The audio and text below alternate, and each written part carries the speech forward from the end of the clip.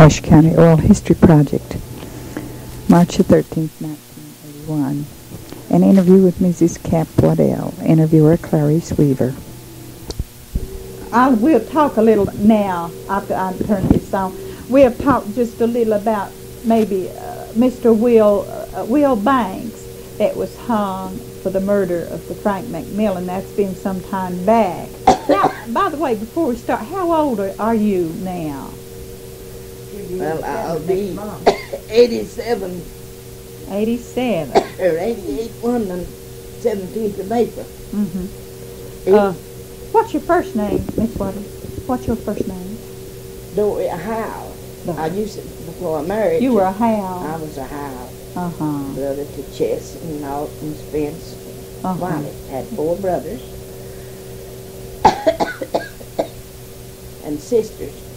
Myrtle, Neely, and Lucy,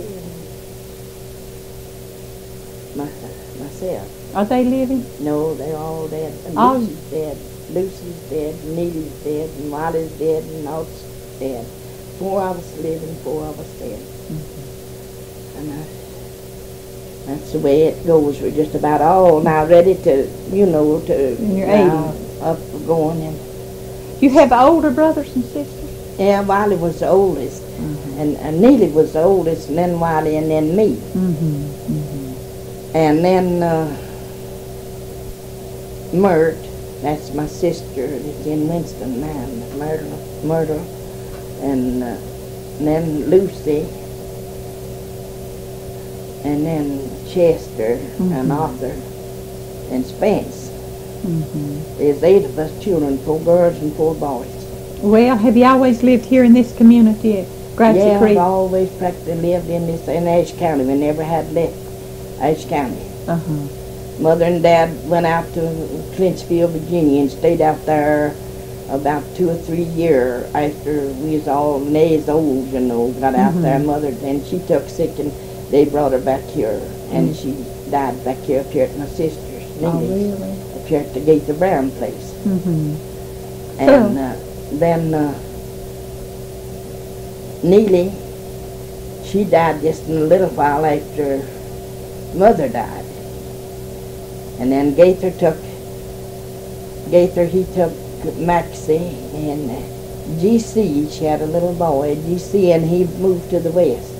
And I never have known what happened. Maxie's in the west, and her children. She sent me their pictures and all, but I never So you're have scattered then, didn't you? Yeah, scattered here and there. Now, how old were you when Will Banks was hanged? Do you remember? I can't just remember just how old I was, but I was old enough to begin to think about, I was about 16, I guess. I know. Going into a little teenage girl pretty well, weren't you? Yeah, I was up pretty well. I know they had a Martin Greer in awful pretty boy, and he was just in there with Will Banks, and he killed his brother. Or his daddy told him to, And he said to me, he wrote me a letter and put it out on in my plate, in his plate, and all how he'd had such a beautiful girl, and how he'd love to meet me after all of this trouble and was over, and all after his daddy, he's just a young boy, and his daddy and him fell out over fixing fence somehow or another, and so they had him in there with Will Banks now. And I never did know what become of Martin. I never did see him or know nothing about him.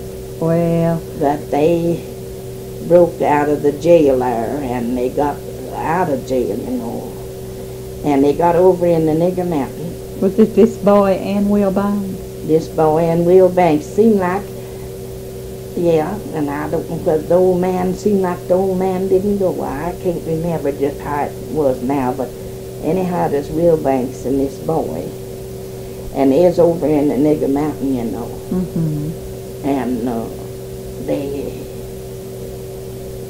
Uncle Ed Koontz, 'cause had a shop there.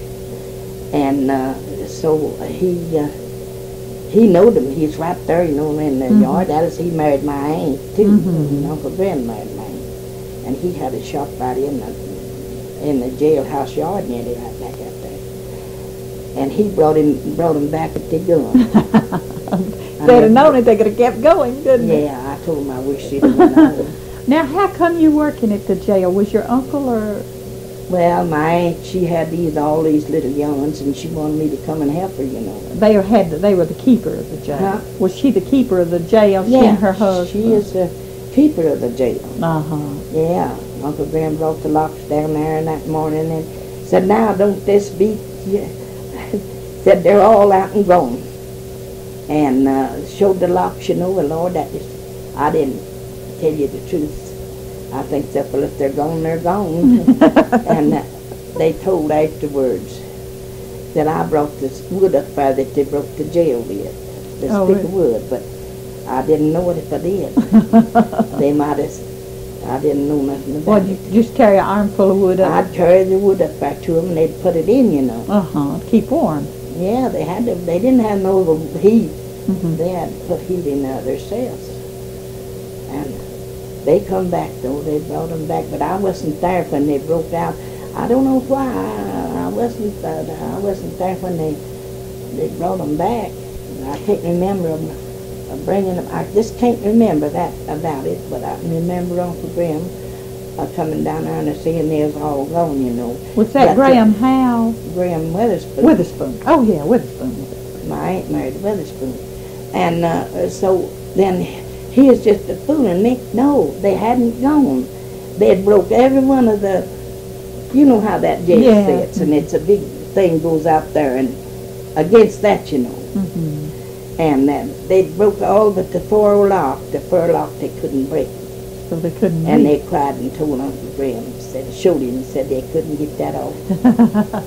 Well, what was Mr. Banks? Was he what kind of a person was he? Well, he was just a tall, slim, slender.